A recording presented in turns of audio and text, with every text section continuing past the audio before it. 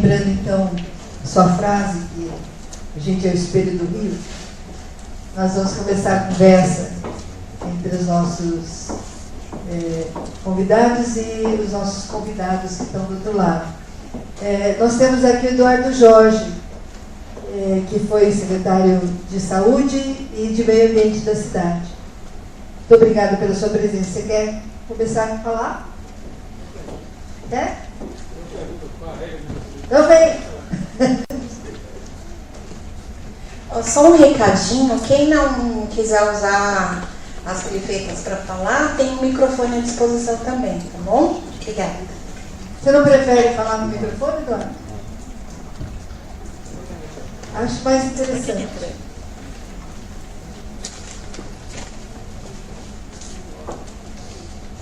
Alguém pode passar o microfone do lado?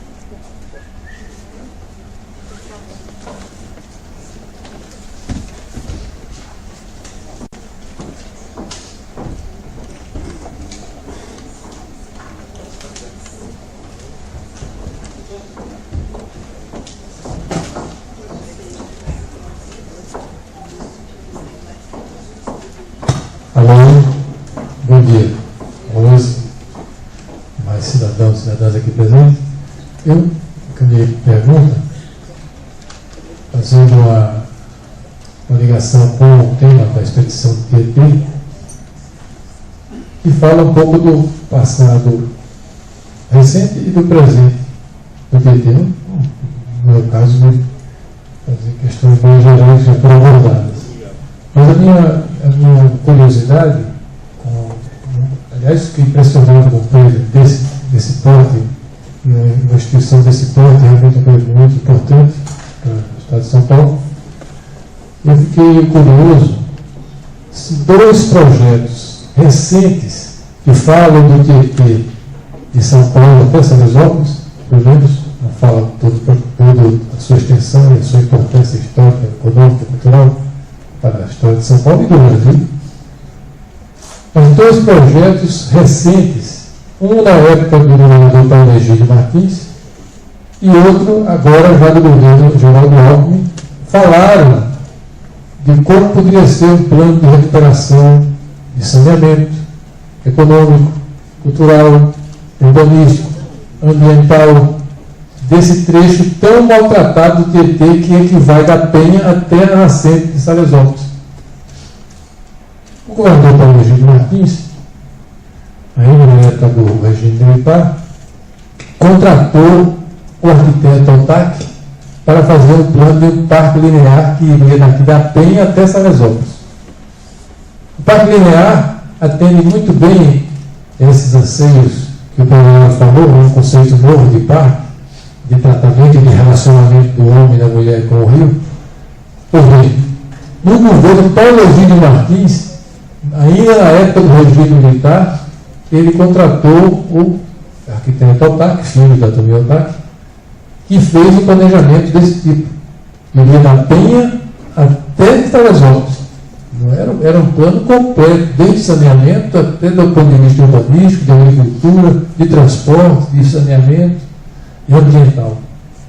O governo seguinte, que foi do governador Paulo Maluf, botou isso no papel e mandou supor em Corquinho.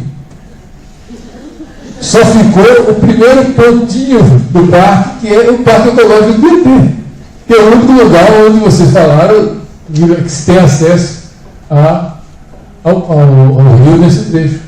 Mas existe esse acesso ainda por causa desse plano do Paulo Egídio Martins, que criou o Parque Ecológico do Tietê. Tem um oásis ainda aqui. De lá adiante, com o governo Maluf, isso foi abandonado, ele optou pela Ayrton Senna, ele fez a opção, ele gostava muito de usar o Porsche dele, na Ayrton Senna. E tudo o resto foi abandonado. A mancha urbana, a invasão de São Paulo, de Guarulhos, de Ferraz, de Poá, continuou solta, deteriorando o rio, e chegamos à situação agora. Em 2011, quando houve aquelas readaptações da rodoviária da Marginal, a Prefeitura de São Paulo fez o licenciamento e resgatou, achou, com o autor porque nós vamos, talvez por ignorância nossa, crasse, nós nos vemos aqui no arquivo. Então fomos na casa do autor e ele tinha o projeto arquivado no arquivo dele, o TAC. E nas obrigações, nas adaptações da lei da marginal, que era de fazer porque não tinha o trecho norte do Rodoanel, que a marginal é o trecho provisório do Rodoanel Norte. Funciona assim. Então vai ser aliviado isso aí quando o Rodoanel funcionar no trecho norte. Um dia. Pois bem, no licenciamento da Prefeitura, em 2011, se não me engano, entre as obrigações que a DESC teve nas adaptações da marginal, tinha uma muito importante, que era recontratar o arquiteto para adaptar o plano dele a esses anos todos que ele ficou abandonado. O governador acatou, a DESC acatou, ele foi recontratado, ele refez o projeto, claro, com todas as limitações de anos de abandono, mas ele refez o que podia ainda salvar e resgatar. Esse projeto foi apresentado solenemente aqui em 2011 no Parque Linear Ecológico TT, com a presença do governador. Algumas coisas foram feitas, uma ciclovia de 12 quilômetros, uma arborização ao longo de toda a ciclovia que vale a pena até São Miguel, mas e o resto ficou dependendo de outros recursos. Mas era a obrigação do governo do Estado levar adiante esse projeto de Parque Linear, que seria, eu acho, o Parque Linear de maior amplitude econômica, social e ambiental do mundo todo, um projeto de todo de governo, de vários governos. Então a minha pergunta é, primeiro, vocês têm arquivado o projeto original do OTAC aqui? Vocês têm arquivado o projeto de 2011 do resgate desse projeto, desse Parque Linear que tem aqui, para que isso fosse disponibilizado, que fosse resgatado, porque eu estou desconfiado que o plano novamente pode ter sido arquivado em alguma gaveta secreta aí.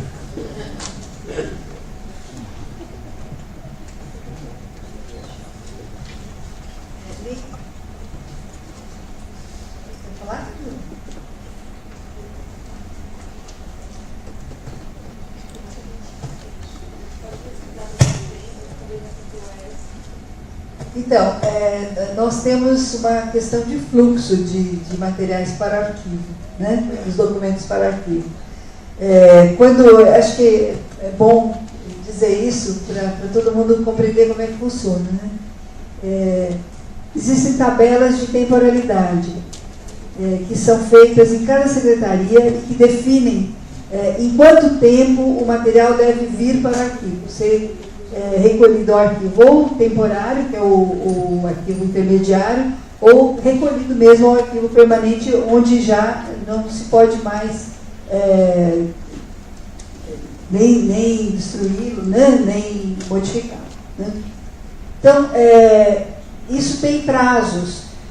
Documentos que estão em uso, mesmo que não estejam em uso ativo, muitas vezes demoram para chegar para o arquivo ser recolhido para o arquivo permanente, por conta dessas tabelas. Nós não sabemos se esse documento está aqui. Então, não localizamos. Pode ser que esteja no material que ainda não está descrito, né? Mas pode ser que não tenha chegado. É mais provável que não tenha chegado, né, ao arquivo público ainda.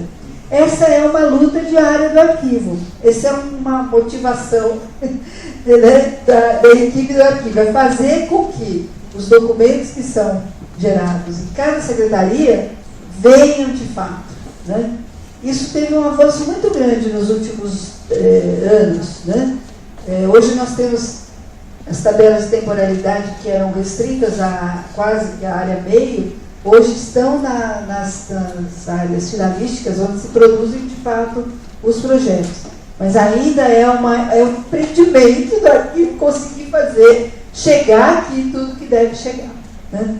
E talvez por uma falta de entendimento do que significa ter num único lugar todas as decisões tomadas pelos diferentes governos e poder, de fato, acompanhá-las, fazer a crítica, fazer a sua recuperação, né? E não, muitas vezes, projetos são refeitos quando poderiam ser aproveitados, né? É um empreendimento do arquivo, é uma tarefa diária do arquivo fazer isso, chegar, principalmente chegar também a todos, né? Ser descrito e chegar disponível para o público. Então nós não localizamos, pode ser que tenha chegado e ainda não está descrito. Certo, Camila? Eu peguei a sequência do Eduardo Jorge aqui. Eu sou do Limbo das Artes e também trabalho no Arquivo do Estado, mas antes eu fui jornalista militante por quase 20 anos na região oeste da Grande São Paulo. Na época, quando o jornal começou, ainda estava em vigor, nos anos 80, um projeto chamado Saneigran, Saneamento da Grande São Paulo. Esse projeto foi um grande aspirador de dinheiro público. Basicamente, o que eles fizeram, tinha um projeto de retirada do esgoto e tinha um projeto de dragagem, porque o rio sempre assoreava e as grandes enchentes do Tietê estavam causando sérios danos à região metropolitana, depois que esse rio foi esticado numa linha reta, né, nos anos 60 e 70. Aí o que acontece? A dragagem do rio era um grande negócio que chegava a ser terceirizado e quarteirizado. Políticos e empresários ganharam muito dinheiro fazendo isso, nem sei como é que é hoje essa questão. Mas nos anos 80, eu conheci um dono de uma churrascaria, que eu não vou dizer de onde que ele até hoje está andando por aí, que se tornou político, etc. Esse sujeito falava assim: eu tenho muito dinheiro dragando o Rio Tietê. E de fato, ao lado dessa churrascaria, numa grande rodovia de São Paulo, coincidência ou não, tinha dezenas de dragas antigas empilhadas lá como ferro velho. Eu falei: mas o que as suas dragas estão fazendo aí? Ele falou assim: que saudade, nunca mais foi contratado para fazer isso.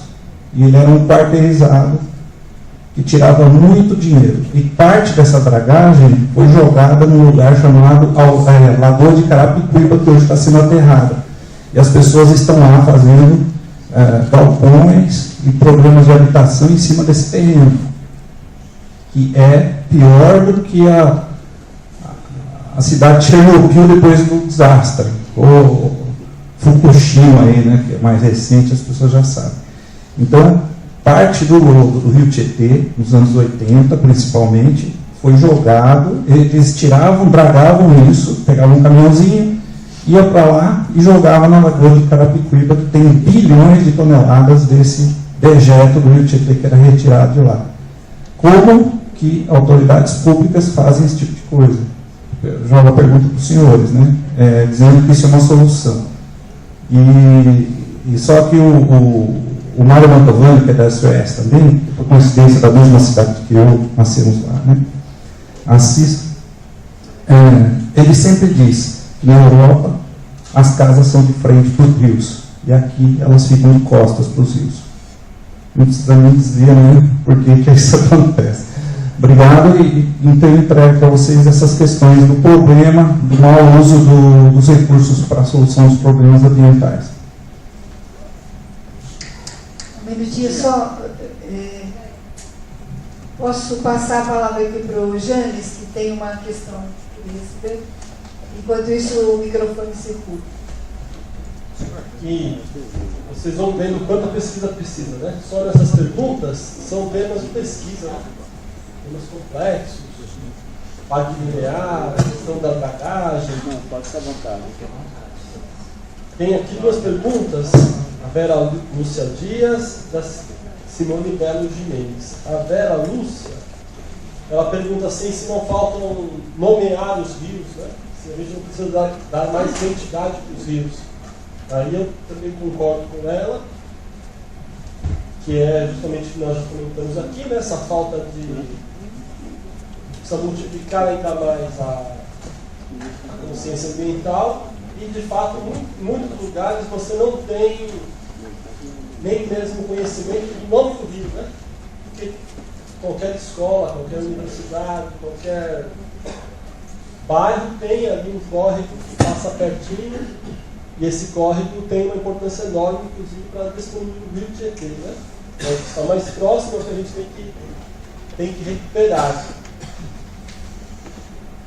Então a gente precisa realmente investir muito em educação ambiental e fazer pesquisas locais, né?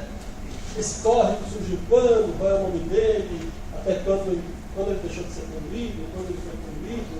Isso, eu acredito que a rede pública de ensino teve um potencial enorme nesse tipo de pesquisa. Eu conheço algumas escolas que fizeram trabalhos com os rios, são trabalhos muito bonitos, muito interessantes, e que, se fossem inclusive sistematizados, daria um panorama muito interessante sobre a degradação hídrica na região metropolitana. Se a gente tivesse um registro e pudesse incorporar essa produção.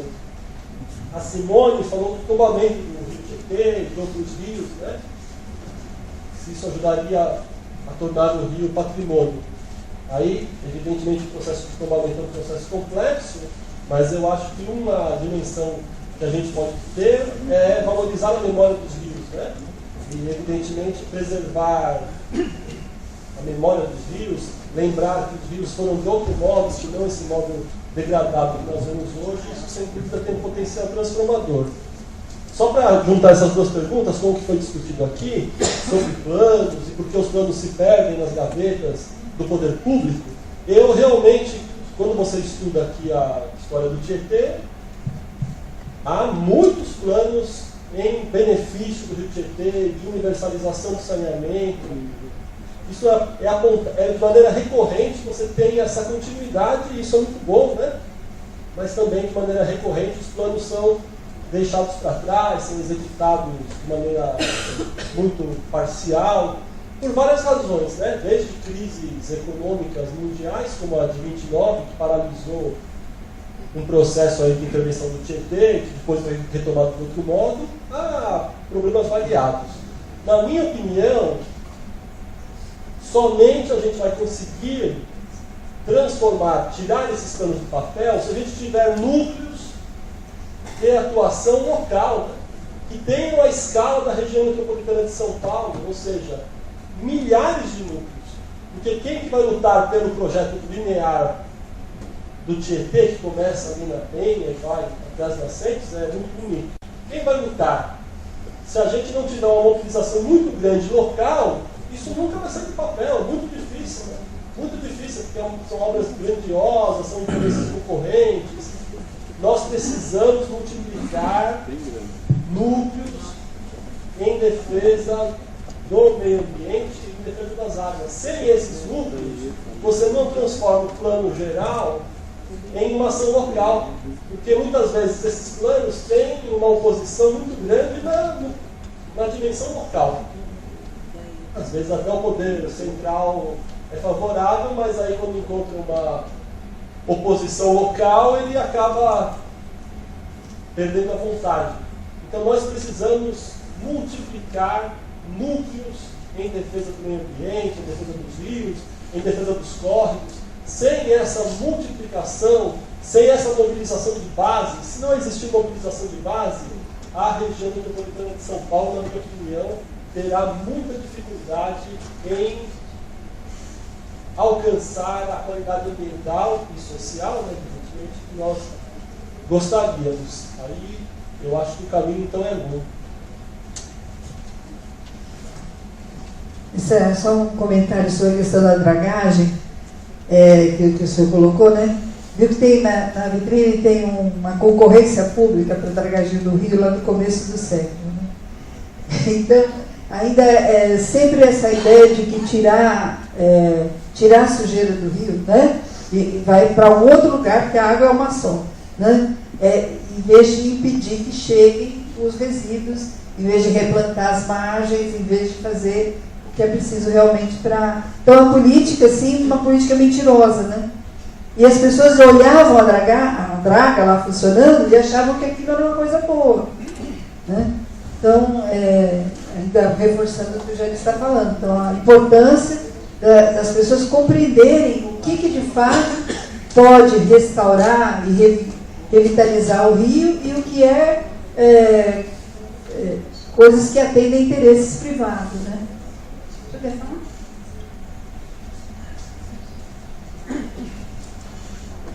Bom, é um tema muito polêmico, né?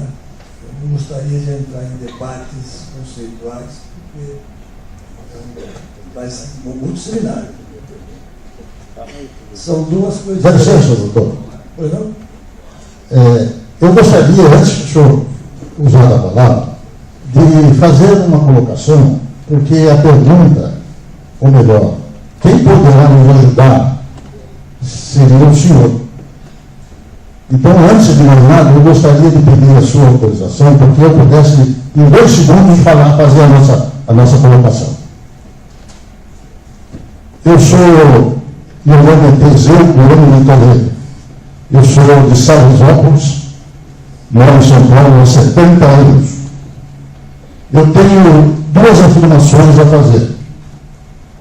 O tema é muito difícil de discutir, de debater, mas eu gostaria depois de saber do senhor, talvez, a solução. O problema social da preservação ambiental da região do Alto Tietê tem causado à população de Salesópolis problemas muito sérios. Por exemplo, não se tem mais condições de perder o futuro para os salesópolenses que virão. Porque a Mata Atlântica tem que ser preservada, porque naquele município só se pode plantar eucalipto. Eu mesmo vim para São Paulo, porque naquela época nós não tínhamos um futuro na cidade. Eu tinha que sair de lá para procurar uma profissão. Isso está acontecendo hoje novamente. Eu tenho estado lá várias vezes e tenho observado que essa preservação do meio ambiente, como ela é feita, ela é necessária, mas o Estado deve, apenas a transformação do município em instância turística, não tem resolvido os problemas que a preservação acarreta. Então, a pergunta que eu faria ao senhor, então, é a seguinte: o senhor teria uma solução para esse grave problema daquela região? Muito obrigado. Bom, em primeiro lugar, eu queria esclarecer aos senhores que nós não somos autoridades públicas, nós somos uma fundação que recebeu um acervo e toma conta dele. Nós não temos ações públicas de qualquer tipo de natureza. Lá em Salesópolis, nós temos um museu, temos a preservação da mata ciliar, fazemos gestões junto às comunidades, do ponto de vista de exercícios ambientais. Mas não temos autoridade para fazer qualquer tipo de ação. Né? Eu, quando citei Salesópolis, eu conheço muitos anos que eu estou lá nessa fundação. Eu me lembro do outro prefeito, que foi do Liaê, inclusive, que a preocupação dele era essa. Na época não era instância. Então ele precisava virar instância, porque o carvão não podia ser mais explorado. Então ele só tinha um ali que precisava arranjar instância para arranjar verba. Então, infelizmente, qualquer coisa que eu fale aqui é uma opinião particular, não é de uma opinião, pessoa que tenha condições de exercer qualquer papel executivo, porque eu não sou autoridade pública, eu sou um cidadão comum. Estou na fundação, mas não tenho ações públicas. Já tive, hoje não tenho mais. Tive até com o secretário Dano Jorge, quando discutimos a ciclovia do Rio Pinheiros. Mas eu comecei a falar porque fui provocado pela questão da dragagem, e de fato é um assunto extremamente complexo. Quando colocado de uma forma de ação criminosa, ela toma uma carga, um peso, que muitas vezes não é verdadeiro. Nós temos que olhar as coisas num universo um pouco mais amplo do que um detalhe específico. Então, a Lagoa de Carapicuíba, ela foi usada, inclusive, na última fase do rebaixamento da calha, mas com controle toxicológico da água. Até ia fazer um comentário interessante aqui para vocês. eu não sou autor da informação, mas eu vi a informação no estudo de engenharia, do geólogo Vaz da TEMAG, que o Tietê ele era uma lagoa. A Serra do Mar não erodiu, ela teve uma erupção. São Paulo já foi planície junto ao mar. E quando houve a erupção da Serra do Mar, o Tietê virou uma lagoa. Então, se você pesquisar o solo paulistano, você vai encontrar material do Tietê aqui na Foz e lá na Zona Leste. Não é material. Então, ele foi uma grande lagoa que, em termos de energia hidráulica, ele erodiu a região lá da barragem de Souza, na Mato Paraíba, e foi para o interior. Por isso que ele tem esse trajeto dele, que parece que é conflitante, mas foi onde ele conseguiu erodir. Então ele foi para o interior. Mas isso é coisa de bilhões de anos. Então, a dragagem de Carapicuíba, eu não vou me referir a fatos passados que eu não conheço, mas eu me ouvi um pouco mais recentemente nos projetos daqui da Calha, ali havia um controle ambiental. Então, foi daí que apareceu a pesquisa desse material ao longo de São Paulo todo. Ao se retirar o material da Calha, havia uma fronteira do que tinha materiais pesados, do que não tinha material pesado, o que ia para o aterro sanitário e o que podia ir para a lagoa. Isso foi controlado. Agora, é evidente, quando você pega uma zona como o Tietê todo, definir faixas de maior ou menor contaminação fica um pouco meio acadêmico. Mas se fazia alguns testes para verificar se aquilo realmente estava atendendo às demandas de normas. Então, é crítico. É crítico. Agora, ainda assim, você não tem mais aquelas pilhas de material na margem.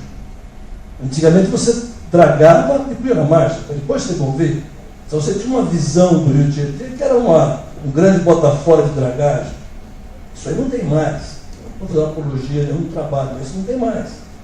Então, a convivência do homem com a natureza, o professor falou muito bem, é uma complexidade que tem desde a história da humanidade.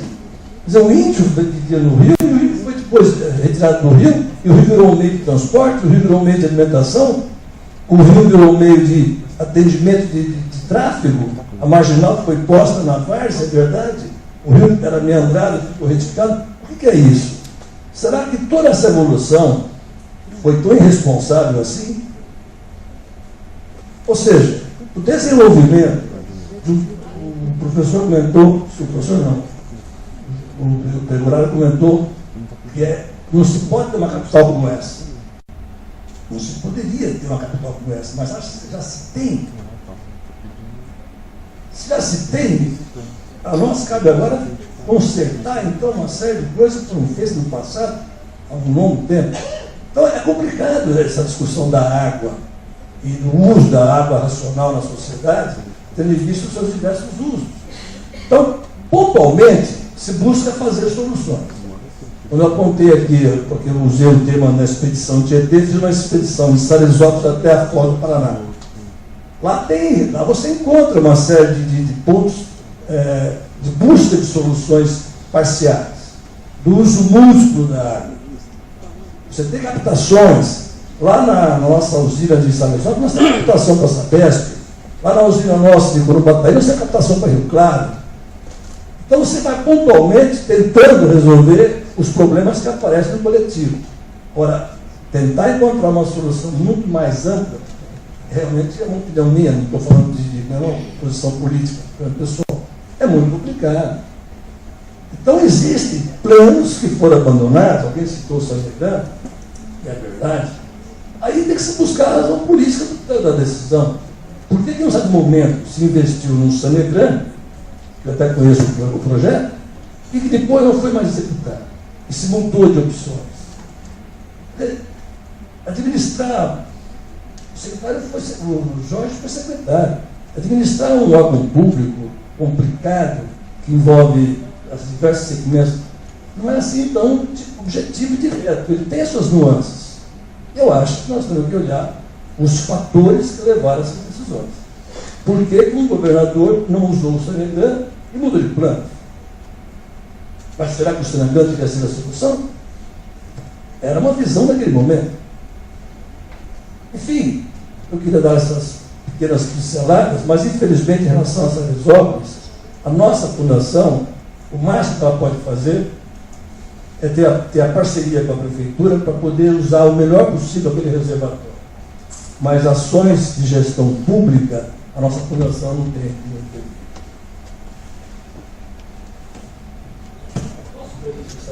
Bem rapidinho, eu fui, depois eu posso pedir desculpa, eu estava passando aqui o microfone, eu também, em Embu das Artes tem um problema semelhante, né? Sempre que discute esse assunto, então eu não conheço Salesiópolis, também não estudo desenvolvimento urbano, mas aí a gente tem um conflito grave que vocês indicaram aqui, né? Vocês acreditam que a preservação ambiental é fator de estagnação econômica e desenvolvimento humano em Salesiópolis. Como eu não conheço, não vou falar que se é ou se não é, mas eu só vou colocar o problema assim um pouquinho mais amplo. Quando a gente pensa a região metropolitana, praticamente todos os municípios estão dizendo que estão em crise econômica e que precisam pensar novas vocações econômicas. Guarulhos, onde eu trabalho, está fazendo isso já há anos, né? Está se desindustrializando, as indústrias estão indo embora de Guarulhos, Guarulhos só fica se perguntando qual será a vocação econômica de Guarulhos. Região de Mogi das Cruzes, Suzano, né? Suzano era anos atrás, quando eu era jovenzinho, a cidade das flores. Hoje está numa situação bem difícil, ali as chácaras estão desaparecendo, está se urbanizando tudo. Então eu fico pensando se Salesópolis, o problema ambiental é um fator-chave para a estagnação econômica, embora possa ser para alguma atividade econômica. Então eu fico me perguntando mesmo, eu não tenho a resposta, mas eu estou colocando aqui a interação para vocês, porque eu fui em Embu das Artes e também a discussão volta e meia cai nesse conflito entre preservação ambiental, desenvolvimento humano e econômico. As pessoas falam, não, mas eu tenho que morar ali, só posso morar aqui nessa área de preservação ambiental, outros dizem, eu não posso exercer a minha atividade. É um debate fundamental, muito difícil, porque opõe aí situações complexas, né? Você tem que preservar o meio ambiente, porque o meio ambiente degradado vai prejudicar o povo de Salesópolis, como prejudicará o de Embu, de Suzano, de Mogi, de Guarulhos, e por outro lado tem que garantir o desenvolvimento local. Eu acredito que nós precisamos de um investimento público fortíssimo na região metropolitana, fortíssimo, tem que ser investimento público. Não, ninguém vai desenvolver a região metropolitana se não tiver um investimento público forte. A ideia que a região metropolitana vai se desenvolver sem investimento público, para mim, é uma miragem. Então, eu acho que a região metropolitana precisa se articular bem, precisa construir um caminho que supere a dicotomia, né? Porque não adianta vocês culparem o meio ambiente, porque, como eu disse, eu não acho que o problema é só em Salesópolis. A região metropolitana de São Paulo está enfrentando aí uma crise de identidade muito grande e os problemas de Salesópolis talvez se agravem se simplesmente for levantada a restrição ambiental, mas o ambiente se degrade. Porque quando a gente observa a cidade de São Paulo, eu vou falar da cidade, não preciso, eu consigo falar um pouquinho. A gente vê que a cidade de São Paulo, ela se degrada quando tem crescimento econômico e ela se degrada quando tem crise econômica. Qualquer situação, há uma degradação da qualidade ambiental. É muito impressionante isso. Então eu fico pensando se a situação de Salesópolis, se o caminho é só esse, né? Ou se o culpado pelo problema econômico de Salesópolis é só esse. Como eu disse, eu não conheço a cidade, conheço de nome, né? Mas eu coloco aqui para vocês a reflexão e eu acho que a gente tinha que construir aí um fórum grande aqui na região metropolitana para a gente discutir isso. Eu acho que podia ser tematizado, né? É um tema importantíssimo, é dificílimo, né? Mas a gente tem que encontrar um caminho, porque preservar o meio ambiente é elevar a qualidade de vida do ser humano. A gente preserva o meio ambiente na região metropolitana para quem? Para o ser humano, porque aqui já é uma região altamente ocupada, né? A gente disse, 10% da população brasileira vive aqui nesse pedacinho do Brasil. Como já foi dito. Então, quando a gente está dizendo assim, vamos preservar o ambiente da região metropolitana, é preservar para o ser humano. Isso tem que ficar claríssimo. Então, Se os seres humanos, se os grupos não estão vendo que a preservação, o sentido maior da preservação é humanístico, então aí existe uma contradição que a gente tem que investigar. Porque no caso da região metropolitana, quando a gente diz preservar o meio ambiente, é preservar para que o ser humano que vive na região metropolitana viva bem, viva melhor. Se não for isso, então está havendo uma situação crítica que a gente tem que superar. Porque, no caso, toda a região ali de preservação produz água. E nós vivemos agora há pouquinho uma situação de crise hídrica, que é o colapso, né? São Paulo, a região metropolitana, deixar pessoas sem águas. Então, se Salesópolis produz água, olha, então, a questão dele não foi essa, a questão é essa, a gente não quer parar de preservar, nós estamos numa área de 98% de área de APRM lá em Salesópolis, então o governo, se a gente produz água para São Paulo poluir, acho que o governo tinha que pagar uma contrapartida para o município.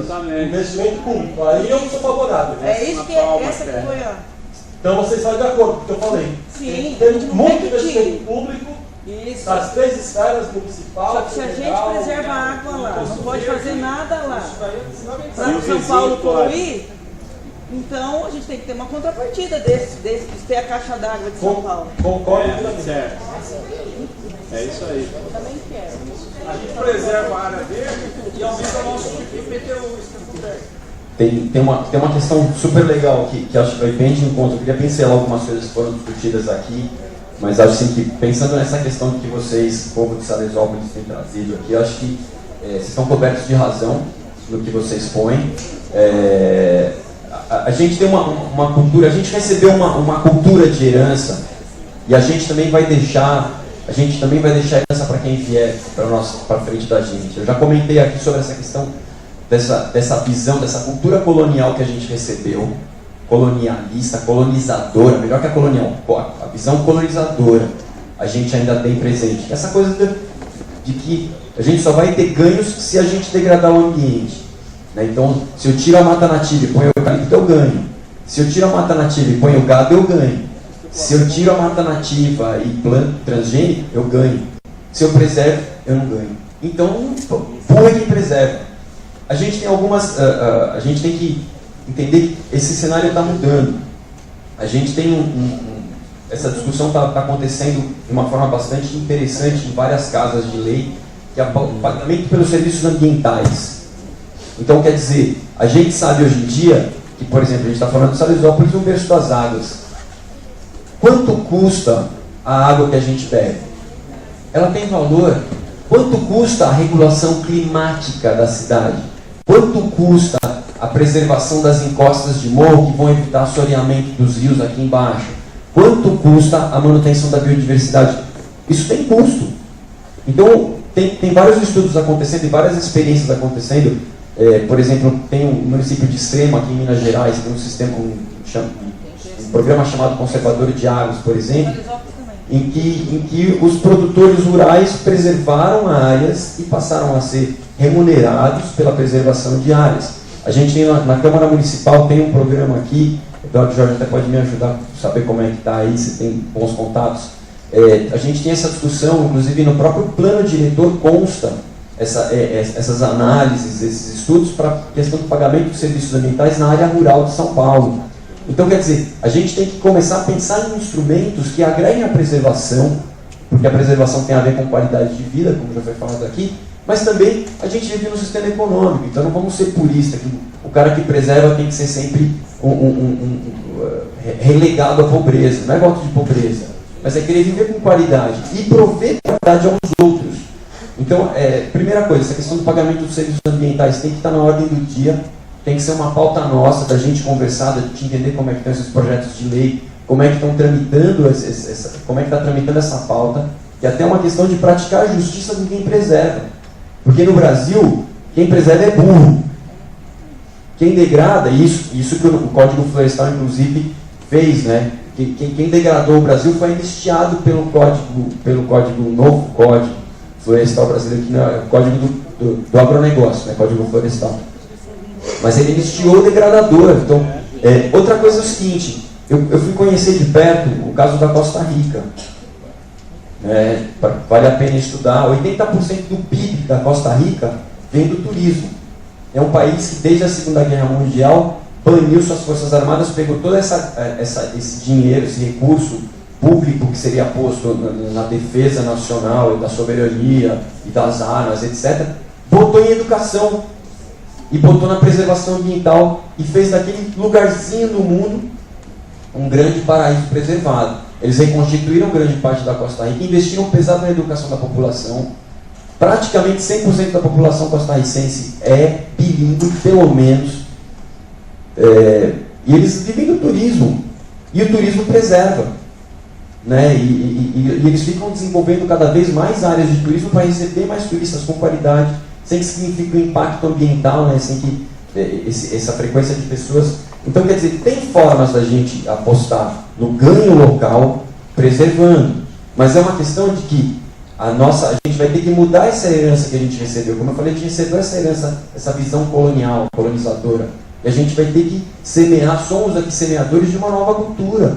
Então, que instrumentos econômicos, que instrumentos preservacionistas, que relações com o ambiente a gente está deixando para as futuras gerações? É nossa responsabilidade.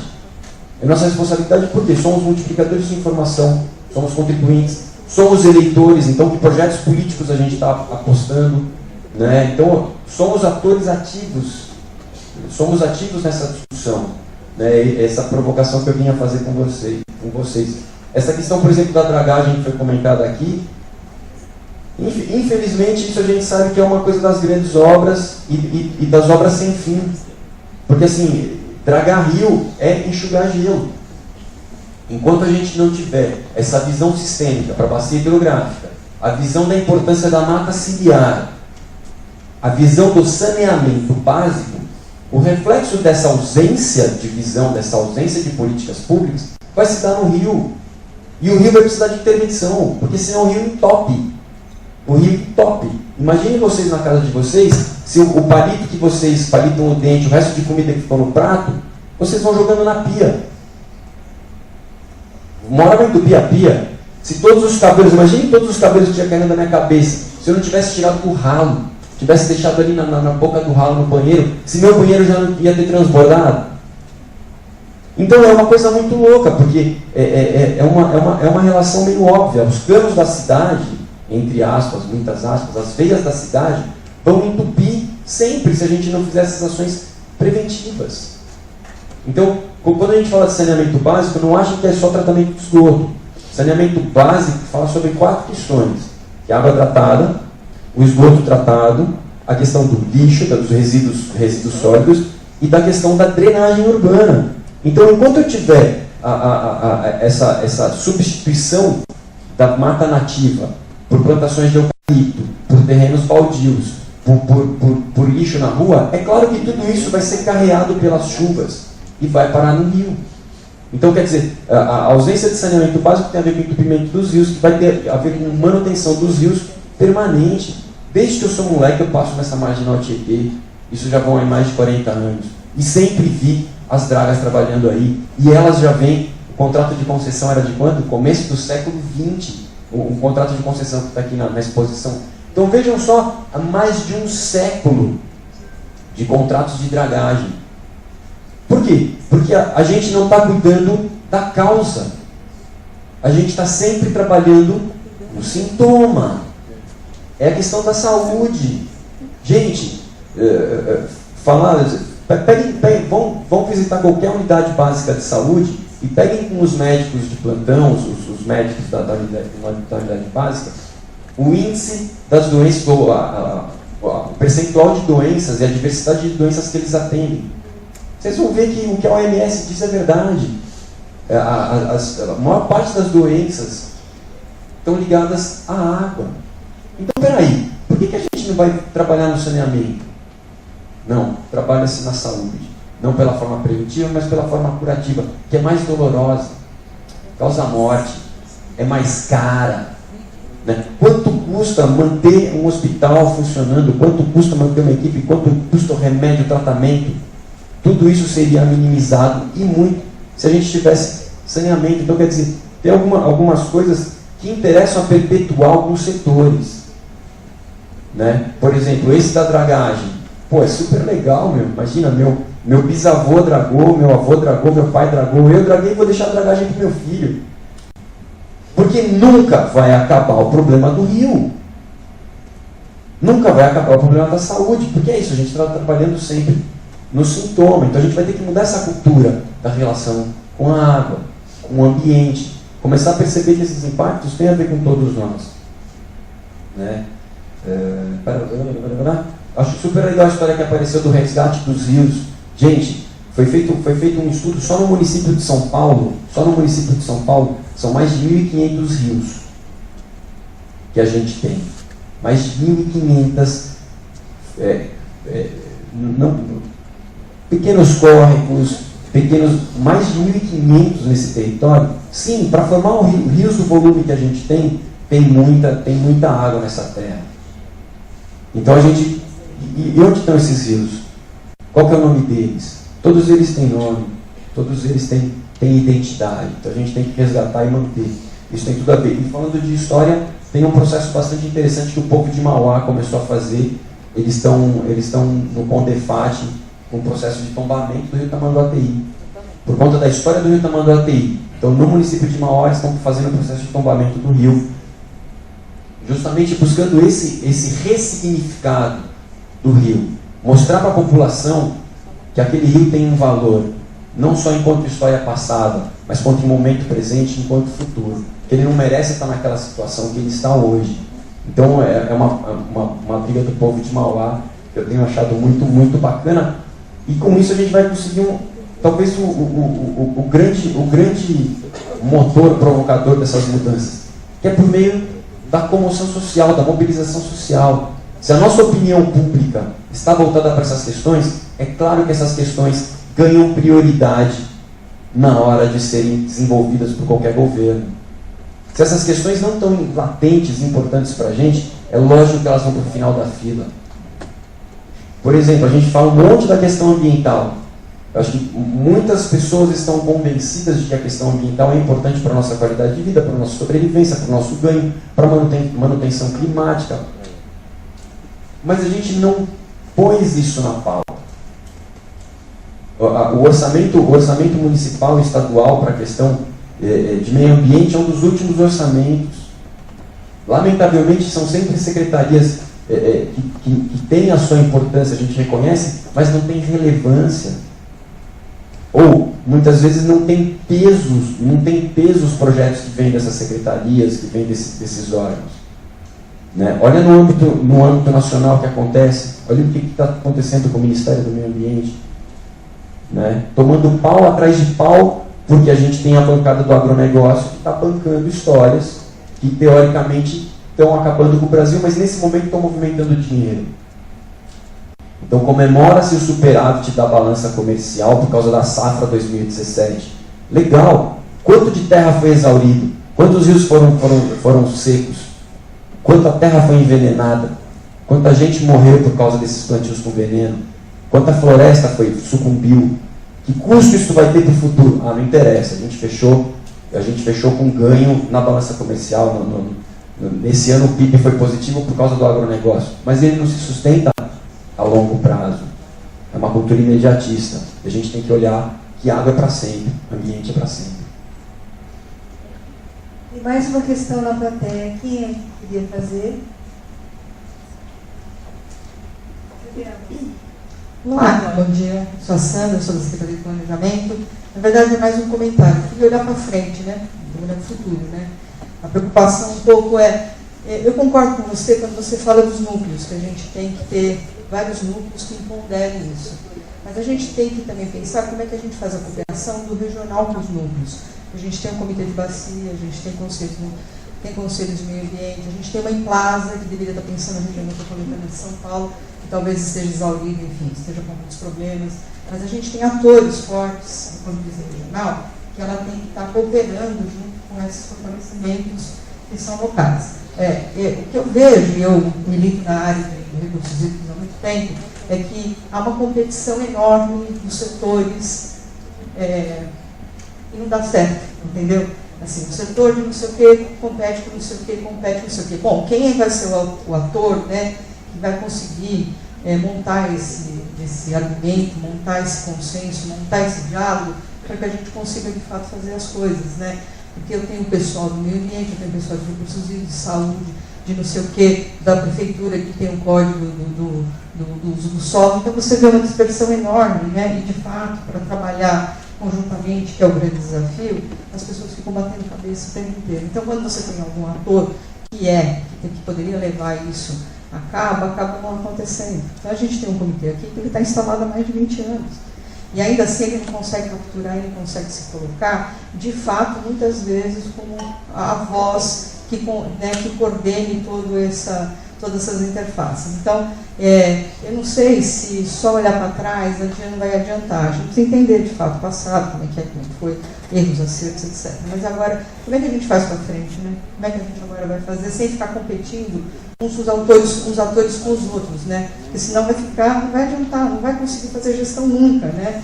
Eu tenho um artigo de 20 anos atrás que diz exatamente isso. Quer dizer, quando os setores continuarem concorrendo com os outros, a gente não vai sair disso. A gestão não é da água, do meio ambiente, é uma gestão mais completa, né? É mais holística, ela tem com várias interfaces. Então, eu fico muito desanimada quando eu vejo que, assim, vamos pensar para frente, quem é que vão ser os atores que vão fazer isso? Tem que estar com a Emplasa, tem que estar com não sei quem, a Emplasa com o comitê, não sei quem, não sei quem. Então, eu acho que é outro olhar. Acho importante a gente militar localmente. Importantíssimo, senão a história vai se perder. Mas a gente tem que fazer o diálogo entre o local e o regional o tempo inteiro, porque senão a gente não vai sair de onde está. A gente já está vendo isso há 20 anos, o comitê tem 20 anos. Tá difícil. Acompanhei vários comitês aqui no estado de São Paulo. É uma situação que tem uns que funcionam e tem outros que simplesmente não funcionam. Né? Então a gente está numa situação de complicada. Né? Eu concordo com você, mas aí eu concordo, mas vou complementar. Digamos, a governança da água bem estruturada, a Constituição de 88, de 89, a Constituição Paulista, né? Então, do ponto de vista da institucionalidade, nós temos um modelo muito bom, muito adequado, como você falou, tem que fazer, ele seria, digamos, potencialmente apto a fazer a articulação entre os diferentes planos. Contudo, como você mesmo disse, isso não está acontecendo. Eu nunca estudei os comitês, né? Veio alguma coisa. O meu princípio geral é que nós precisaríamos revitalizar a participação cidadã nos comitês, né? As universidades estarem mais presentes, não só as que lidam diretamente com recursos hídricos, porque às vezes também parece que recursos hídricos é um tema atinente somente a áreas técnicas, só quem faz engenharia, ou enfim. Não, tem que ter lá o rapaz que estuda ciências sociais, o rapaz que estuda história, o rapaz que estuda filosofia, a moça que estuda filosofia, a moça que estuda história. Então, eu concordo com você, existem instâncias que têm que fazer articulação, mas eu acho que a sua exposição indica que a institucionalidade, se não tiver uma energia cidadã, ela não consegue realizar o que ela tem como missão, porque ela enfrenta poderes muito fortes. Porque a água é um poder, quem controla a água controla o poder econômico, político, né? Isso é consagrado aí na literatura. Então, eu acho que nessa relação, eu concordo com você, mas acho que ela indica que a gente precisa mais ainda de energizar esse sistema, que talvez seja um sistema muito adequado, né? Quando a gente olha o passado, a gente sempre olha o passado a partir do presente. A gente sempre coloca uma pergunta, um problema, né? Então, olhar o passado nunca é ficar preso no passado. Às vezes a gente olha o passado para se libertar dele, né? Para se libertar, né? Estaria até indo de acordo com o que você está almejando. Tem mais uma pessoa que quer fazer uma consideração e a gente vai depois passar para as considerações finais. Rose, muito obrigada, queria agradecer a todos vocês, né? E gostaria de colocar, na verdade vou me apresentar, eu sou Tânia Monteiro da Silva de Sá Moreira, advogada ambiental, E gostaria de colocar que a legislação ambiental ela é muito recente, não é? E ela já traz instrumentos para que a gente possa fazer essa ponte, essa transição. E o que eu acho que está dificultando muito a interface entre a sociedade e o poder público é justamente o entendimento de que a legislação ela traz as práticas sustentáveis. Porque o que precisa não é parar de desenvolver e nem parar suas atividades para que a gente possa ter a preservação. É introduzir nas atividades econômicas práticas sustentáveis para que a gente possa caminhar para um novo modelo de civilização sustentável. É isso. E as pessoas, como têm desenvolvido as suas atividades desde há muito tempo, de uma certa forma, não têm conhecimento, né, de que podem e precisam mudar o processo de como elas são desenvolvidas para que consiga preservar o meio ambiente. Não é? Então, por exemplo, em relação ao agronegócio, né, que até foi mencionado aqui, até pelo Pecorato, existe um instrumento previsto na legislação que eu considero de importância fundamental, que são os corredores ecológicos. Não é?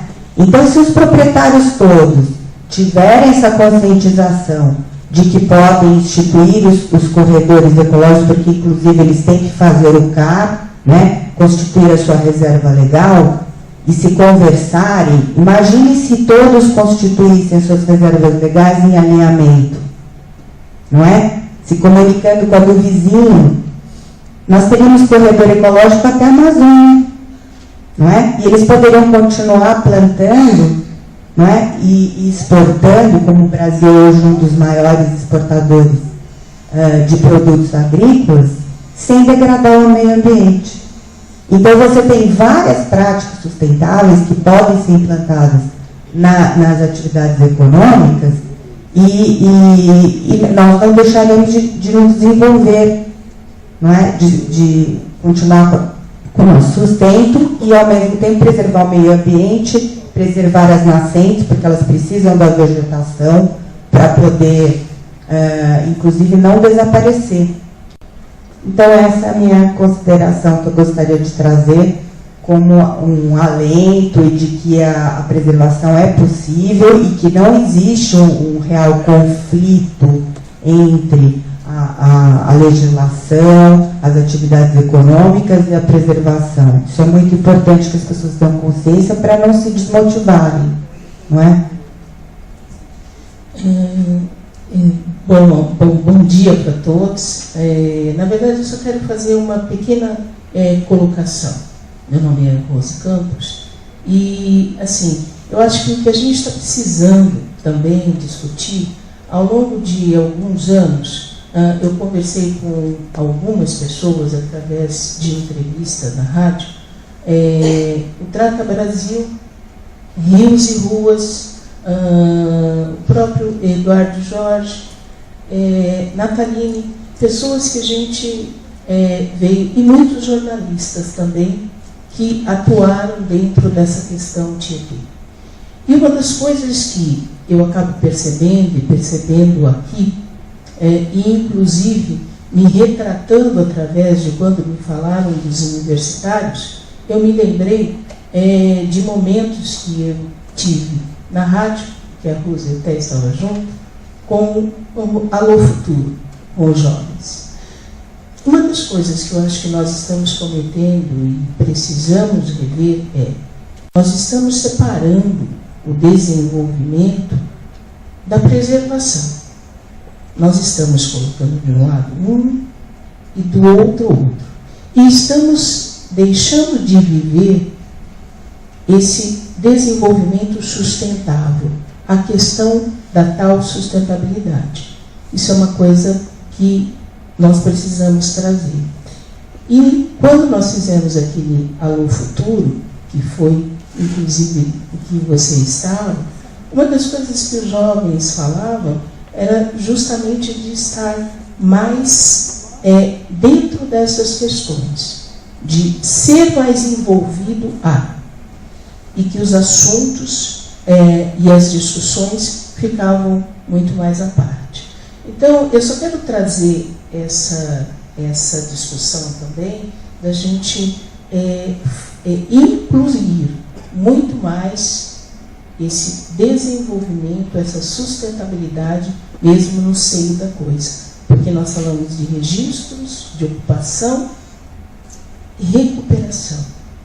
Há quantos anos nós temos fatos e dados históricos? E a recuperação disso tudo, que passa também pelo homem. É só o dado que eu quis deixar registrado. Obrigada, Tânia e Rose, que fizeram e a Sandra, que fizeram as últimas. A gente já estourou o nosso horário. Tem uma pessoa que quer fazer uma consideração? Por favor, bem rapidinho. Eu vou ser breve, talvez nem precise do microfone. Eu sou o Rodrigo Revelado, sou professor da Rede Estadual de Educação e a escola que eu trabalho fica na região do Tremembé. Ela é anexa ao lado do Rio Cabo Sul, que eu acredito que seja um dos braços que desemboca ali no Tietê. A discussão da água é um tema corriqueiro na escola, até mesmo porque a gente trabalha com cheiro de fezes todos os dias. Essa escola ela foi construída numa região de manancial do rio, o que deixa claro o descaso do governo com a educação, saúde pública e meio ambiente. A pergunta que eu trago é de um aluno da escola, que dentro dessas discussões me questionou o seguinte: professor, por que as campanhas que são feitas para o racionamento de água, elas são feitas exclusivamente para nós que somos pobres e que não somos os reais culpados deste problema? Visto que a gente está na frente do Jardim do Apira, que é uma região nobre, com mansões, e com casas com piscinas, e com pessoas lavando o carro todo dia, por que a campanha na televisão é direcionada a nós e não aos verdadeiros poluidores dos rios? Aí é uma questão que eu não tenho a resposta, eu não sei se alguém poderia me ajudar para estimular essa resposta. Bom, nas considerações dos nossos participantes, a gente pode... César, comece com essa história e faça as suas considerações finais. Tá bom, professor? Obrigado. Porque isso acho que dá uma outra sessão importante para a gente conversar mais tempo. Eu volto a insistir na coisa de que a gente tem um descompasso no Brasil, né? No Brasil desenvolvimentista, do agronegócio, o Brasil população. Então, se a gente for discorrer aqui sobre essas questões, a gente vai mais muitos seminários. Mas o que acontece é o seguinte: pouco se fala, pouco se investe, pouco se pune o grande consumidor de água no Brasil. Se você for pensar, nós, enquanto consumidores domésticos, a gente não chega a 10% da água produzida. Né? Você vai ter aí o setor industrial, você vai ter o setor energético, você vai ter principalmente o setor do agronegócio sendo os grandes consumidores de energia elétrica, em especial o agronegócio, né? A produção agrícola sendo grande consumidor. E para ele a gente não tem esse direcionamento. Por quê? Hoje em dia, lamentavelmente, o poder público está tomado por essa rapaziada. Se organizaram em grandes corporações, tem grande poder econômico. Basta ver o que eles fazem com as leis, com os projetos públicos, com esses investimentos cruzados, com o seguro agrícola, é tudo para beneficiar um único setor no Brasil. Ou, pelo menos, alguns poucos setores do Brasil. Então, assim, a gente é que padece. Infelizmente, a gente, pequeno consumidor, basta a gente ver, por exemplo, que em meio à crise hídrica, a gente tinha a questão do racionamento e da campanha de conscientização para a gente, e ao mesmo tempo a gente tinha os contratos de demanda firme para os shopping centers, para as grandes indústrias, ou seja, eles estavam sendo beneficiados para manter um padrão de consumo de energia, e nós que reduzimos o consumo. Então, infelizmente, são distorções que estão aí. A minha visão é essa, tudo que eu tenho estudado de água, de sociedade, de legislação, de políticas públicas, a gente tem que corrigir essa distorção. E a distorção a gente vai corrigir com essa rapaziada aí. Você, enquanto um mestre na sala de aula, um provocador da reflexão da comunidade, dos jovens, a gente tem que formar essa cidadania. é com educação que a gente vai mudar essa situação. Enquanto a gente negligenciar, terceirizar a educação, negligenciar o papel da educação, a gente vai viver nesse sistema escravocrata, né? Viver reféns disso. A gente vive essa desigualdade social, a gente vive essa injustiça socioeconômica. Então, assim, tem grupos interessados em manter isso. A gente paga a conta e alguém leva os louros. Então, infelizmente, é uma análise dura e crua. Nós temos que corrigir essa distorção pela educação, pela nossa criticidade e pela nossa atuação em concordância, em consonância com esse mundo que a gente quer. Nós temos que construir o mundo que desejamos, o mundo que sonhamos. Não é só desejar e apontar para que os outros façam, ou esperar que vai vir alguma intervenção divina ou governamental e vai realizar aquilo. Então a gente tem que se organizar, a gente tem que se educar, a gente vai ter que mobilizar os cidadãos, a gente vai ter que investir pesado nisso. E é uma coisa que todos nós podemos fazer. Dentro das nossas casas, na nossa rua, nos ambientes onde a gente atua, nas nossas redes sociais. Então, quer dizer, eu vejo quanta energia se gasta nas redes sociais com besteirol, com informações que divertem a gente, com entretenimento barato, piadinha, memes, bobeirinhas que a gente fica aí cultuando, e pouco se fala de questões do nosso dia a dia, questões verdadeiras, questões que afetam a gente. O rio poluído afeta a gente, afeta vocês no Cabo Sul, afeta a gente aqui, afeta todo mundo. O rio poluído afeta a todo mundo que consome água. As políticas públicas de saúde, quando elas não são feitas de forma preventiva, elas afetam a todo mundo que contribui com o sistema. Então todos nós que pagamos impostos somos afetados quando a gente tem políticas públicas equivocadas. Então a gente tem que participar, como a companheira falou dos comitês, etc. Então, a gente tem que procurar essas instâncias de participação. Seja o conselho, algum conselho na cidade, conselho de saúde, conselho de meio ambiente, conselho de educação, participar ativamente da sociedade. É o comitê de bacia, a gente tem que fiscalizar sim a atuação dos nossos representantes. Porque, teoricamente, se somos representados, são os nossos projetos que têm que ser desenvolvidos. Não conchavos, não armações que a gente vê tantas vezes, projetos custosos, atendendo a demanda de um ou outro setor. Então, quer dizer, enquanto a gente não se educar, e aí quando eu falo essa educação cidadã, né, a gente tem que, todo mundo fala que cidadania são direitos e deveres. Provocação que eu faço a todos os presentes aqui: sabemos dos nossos direitos? Cumprimos com os nossos deveres? Sim? Então eu só vejo que isso assim, educação é a solução. A gente tem que se apropriar da estrutura. Muito obrigado aí pela presença de vocês, pela paciência, né? Espero que de fato a gente saia daqui diferente e mais unido, tá bom? Obrigado, pessoal.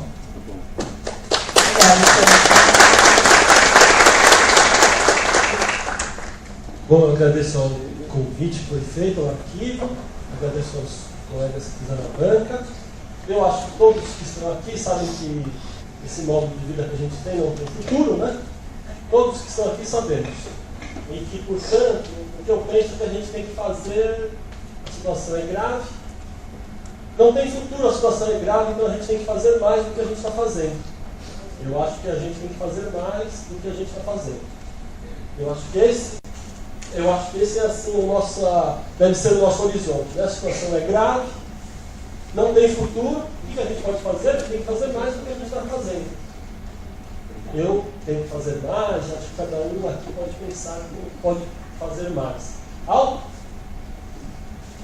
A comitiva de Salesópolis, e eu vou dizer para vocês que eu estacionei atrás do carro de vocês, então enquanto eu não for embora, vocês não vão conseguir ir embora. Bem atrás. Então, tá bom. Olha só, a comitiva de Salesópolis, eu vou fazer um convite. Eu tenho um grupo de pesquisadores que estudam história do meio ambiente, é um grupo pequeno, que a gente se reúne para fazer a nossa pesquisa, discutir, publicar. E a gente faz encontros periódicos e a gente procura fazer em diferentes cidades. inclusive já fizemos em Assis, lembrei aqui que tem Assis foi citada, né? Já estivemos lá com o professor Paulo Martinez, no Unesp de Assis, já fizemos em Jundiaí, já fizemos em Campinas. Então eu faço aqui o convite para nós fazermos um encontro sobre meio ambiente, desenvolvimento em Salesópolis.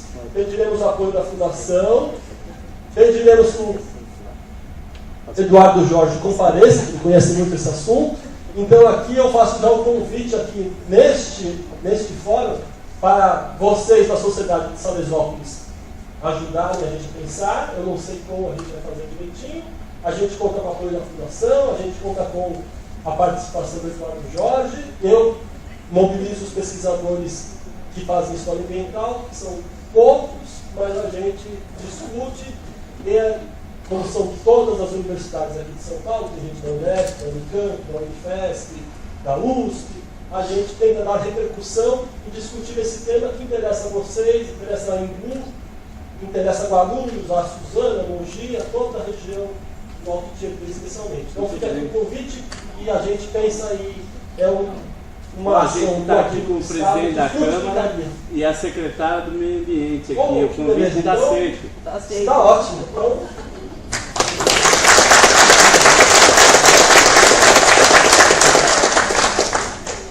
bom, da nossa parte, o convite está aceito também, professor.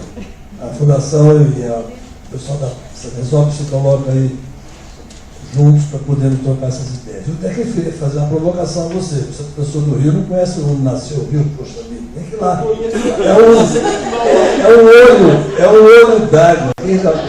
Quem não conhece tem que conhecer. Quem debate o Tietê tem que conhecer a origem dele. Nasce no meio do mato, é um olhinho d'água sem vergonha. E lá em Salesópolis. Pequenininho e tudo. Foi vir esse monstro aí.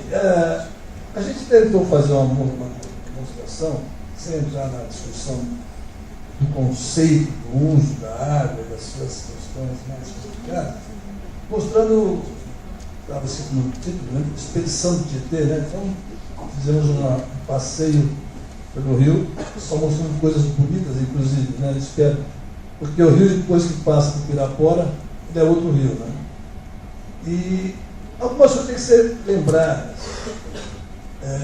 A mancha de poluição do Tietê chegou muito próximo de Barra Bonita. Gestões públicas da época, o governo Montoro, trouxeram essa mancha de volta para a montanha.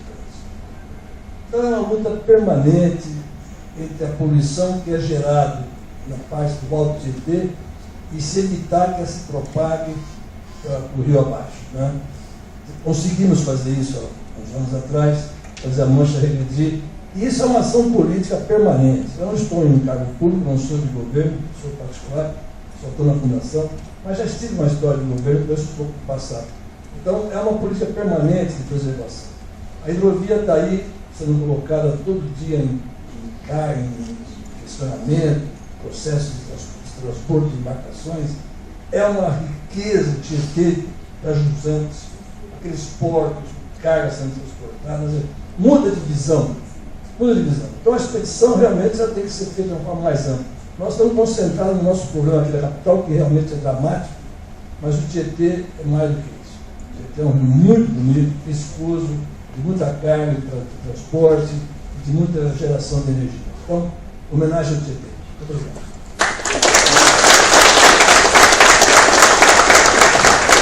Viva o Tietê!